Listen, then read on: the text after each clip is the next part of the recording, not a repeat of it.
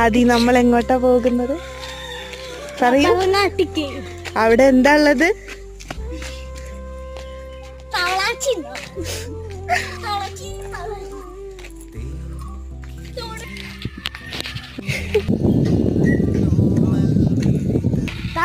ഇതാണ് റബ്ബർ ഇല്ലാത്ത റബ്ബർ കാട്.